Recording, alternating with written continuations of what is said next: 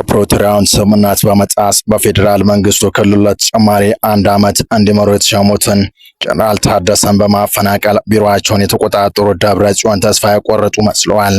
ስልጣን ከተቆጣጠሩ ወር የሞላቸው ደብረጽዮን ወደ 4 ኪሎ እንደራደር ጥያቄ መላካቸው የተሰማ ሲሆን ለጥያቄያቸውም ከአዲስ አበባ ምላሽ ተሰጥቷቸዋል። ወደ አዲስ አበባ ሽምግልና የላከው ህወሓት በትግራይ ክልል አፈሳውን አጠናክሮ መቀጠሉም የተሰማ ሲሆን ረጅም ጊዜ የት እንዳሉ ያልታወቁት የክልሉ ፕሬዝዳንት ታደሰ ወረደ በህወሓት ቁጥጥር ስር መሆናቸው ለማወቅ ተችሏል። በአሁኑ የመረጃ ሰዓታችን የእነዚህና በቀጠለው የሱዳን የእርስ በርስ ጦርነት መሃል ከደሙ ንጹህ ነኝ ስትል የነበረችው ኤምሬትስ በቀጠረቻቸው የኮሎምቢያ ወታደሮች ሚስጥሯ መጋለጡን አክለን በዝርዝር ይዘን ተገኝተናል። ሰላም ጤና ይስጥልን ወደ ፋስት ዴሊ ተከታታዮች የዚህ ቻናል ቤተሰብ ካሉና ቻናሉን ሰብስክራይብ እያደረጋችሁ ቤተሰብ ሆኑ እያልን የቻናሉ ቤተሰብ ከሆናችሁ ደግሞ ተደራሽነታችንን ታሰፉ ዘንድ ፕሮግራሙን ላይክ እና ሼር እንድታደርጉ እየጋበዝን ወደ ዝርዝር መረጃዎቹ ተሻገረን። እስከ ፍጻሜው አብራችሁ ቆዩ። ራሳቸውን የክልሉ ፕሬዝዳንት አድርገው የሾሙት የህወሓቱ ሊቀመንበር ደብረጽዮን ገብረ ሚካኤል የታጠቁ ኃይሎችን በመጠቀም የፕሬዝዳንቱን ጽህፈት ቤት ከተቆጣጠሩ 4 ሳምንት ተቆጥረዋል። ታዲያ በዚህ መሃል ከተለያየ አቅጣጫ ጫና የበረታባቸው ደብረጽዮን ለጠቅላዩ ድርድር ጥያቄ ማቅረባቸው ተሰምቷል። ደብረጽዮን ገብረ ሚካኤል የዲፕሎማሲ ጫና እየበረታባቸው መምጣቱን ያመለከተ መረጃም ይፋ ሆኗል። በዚህ ምክንያት ደብረጽዮን ፊታቸውን ወደ ድርድር አማራጭ ማዞራቸውና ለጠቅላይ ሚኒስትሩ መልእክት መላካቸው ለማወቅ ተችሏል። ይህን የደብረጽዮን ስልጣን የመቆጣጠር ጉዞ የፌዴራል መንግስትም ሆነ ማናቸውም ዓለም አቀፍ የውጭ ሀገራት መንግስትና ዲፕሎማቶች እንደውቅና ያለው ፕሬዝዳንት ቆጥረው እስካሁን ድረስ ምንም አይነት ግንኙነትና ንግግር እንዳላደረጉላቸው በዘገባው ተመላክቷል።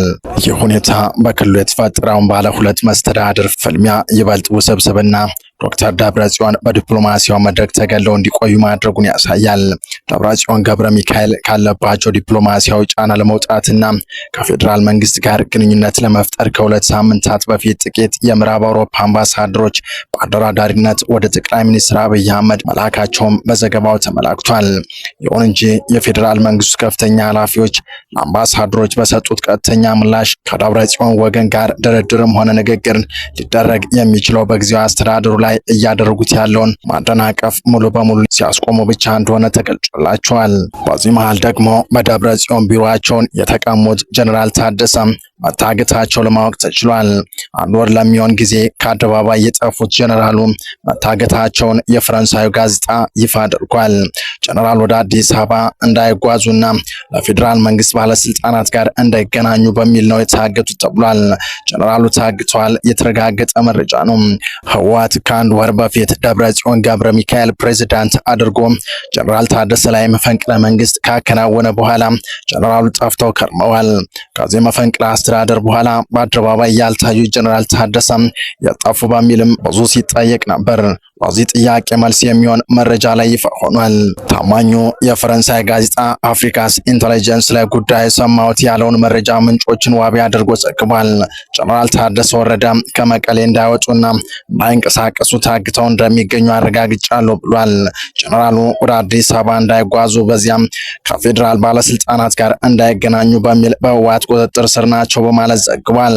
የአፍሪካን ኢንተለጀንስ ዘገባ እንደሚያመለክተው የእገዳ የተጣለው በጀነራል ጻድቃን ገብረትንሳኤና ጌታቸው ረዳ አሳሳቢነት ባለው ሳምንት በአዲስ አበባ ምክር ቤት መመስረቱ ተከትሎ ነው። የጀነራል ጻድቃን የአዲስ አበባ ምክር ቤት ህወሓት በአጭር ጊዜ አስወግዶ ክልሉ ለመቆጣጠር አቅዷል። ህወሓት ጀነራል ታደሰ ወረደ አዲስ አበባ ኮብልለው ከአዲሱ ምክር ቤት ጋር እንዳይንቀሳቀሱ በሚል ነው ጀነራል ታደሰን የቆመ እስረኛ ያደረጋቸው ብሏል። ጀነራሉ ብዙ ሚስጥር የሚያውቁና ህወሓት አደጋ ላይ ሊጥል የሚችል ሰው በመሆናቸው እንደሆነ ጋዜጣው አብራርቷል። ከአፍሪካን ኢንተለጀንስ መረጃ መረዳት እንደተቻለው ህወሓት ጀነራሉ ለማገት የወሰነው በሁለት አበይት ምክንያቶች ነው። አንደኛው ጀነራሉ የጻድቃንን ምክር ቤት እንዳይቀላቀሉ በሚል ሲሆን ሁለተኛው ደግሞ ጀነራሉ እጅ ላይ በርካታ የህወሓት ሚስጥሮች በመኖራቸው ነው። ደብረጽዮን ገብረ ሚካኤልና ጓደኞቻቸው የትግራይን ስልጣን መቆጣጠራቸውን ተከትሎ ከሰሞኑ በክልሉ የግዳጅ ወታደራዊ አፈሳ እየተካሄደ መሆኑን የሚያመለክቱ መረጃዎች ሲወጡ ከርመዋል። የግዳጅ አፈሳ አሁን ላይ ተጠናክሮ እንደቀጠለም ለማወቅ ተችሏል። በትግራይ ባለፉት 2 ሳምንታት እየተፈጸመ ያለው የግዳጅ ወታደራዊ አፈሳ በዋናነት በክልሉ ጀነራሎች እንደሚመራ ታወቀ። ህወሓት የዚህ ድርጊት ተባባሪ ነው ተብሏል። የሰብአዊ መብት ድርጊቱ ይህን የግዳጅ ወታደራዊ አፈሳ የጦር ወንጀል ሲል ፈርጆታል። ቅድሚያ ለሰብአዊ መብቶች ኢትዮጵያ የተባለው ሀገር በቀል የሲቪል ድርጅት ለጀርመን ድምጽ በሰጠው ቃል በክልሉ መጠነ ሰፊ የግዳጅ አፈሳ እየተደረገ መሆኑን አረጋግጧል። ይህን ድርጊት የሚፈጽሙት በክልሉ ያሉ የጦር መሪዎችና ህወሓት መሆናቸውን የገለጸው የመብት ድርጅቱ በጉዳዩ ላይ እያደረገ ያለውን የምርመራ ውጤት በቅርቡ ይፋ እንደሚያደርግም ጠቁሟል። በቀጣይ መረጃ የተባበሩት አረብ ኤሚሬትስ የኮሎምቢያ ቅጥረኛ ተዋጊዎችን ከሱዳን ፈጥኖ ድራሽ ድጋፍ ሰጪ ኃይል ጎን ተሰልፎ እንደሚዋጋ ማሰማራቷ ተገልጿል። የተባበሩት አረብ ኤሚሬትስ በሱዳን እየተካሄደ ባለው የእርስ በርስ ጦርነት ውስጥ እጇን በማስገባት የኮሎምቢያ ትግል ወታደራዊ ቅጥረኛ ተዋጊዎችን ለፈጥኖ ድራሽ ድጋፍ ሰጪ ኃይል ማሰማራቷን ሁማን ራይትስ ዎች ባወጡት አዲስ የምርምር ሪፖርት ይፋ አደረገ። በሪፖርቱ መሰረት በአቡዳቢ የሚገኙና ከሀገሪቱ ገዥ ቤተሰቦች ጋር ጥብቅ ቁርኝነት ያላቸው የደህንነት ኩባንያ አማዚን የላቲን አሜሪካ ተዋጊዎችን በመመልመልና በኤሚሬትስ ወታደራዊ ጦር ሰፈሮች ውስጥ ስልጠና እንዲያገኙ በማድረግ ወደ ሱዳን የጦር ቀጠና አሰማርተዋል።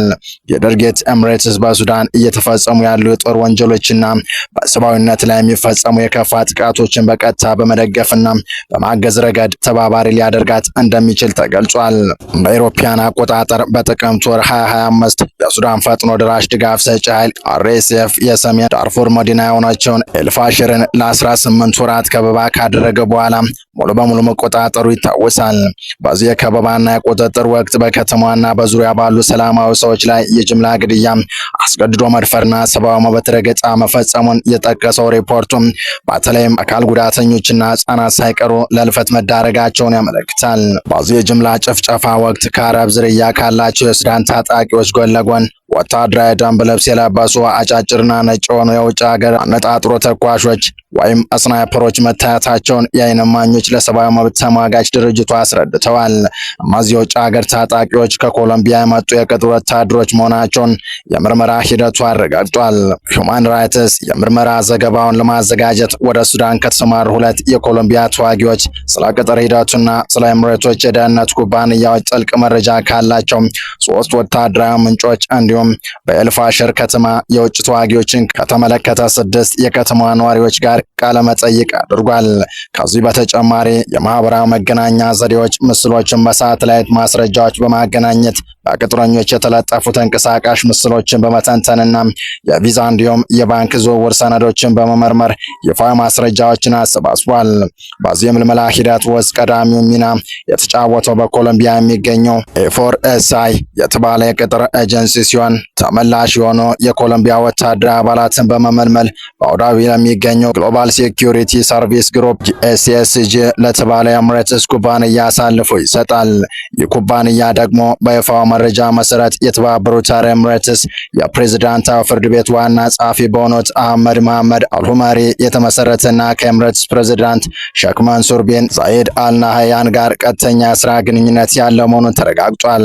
ይህም ሂደቱ በግል ኩባንያዎች ስም የተካሄደ ቢሆንም ሙሉ በሙሉ በመንግስት ድጋፍና እውቅና የሚመራ መሆኑን ያሳያል።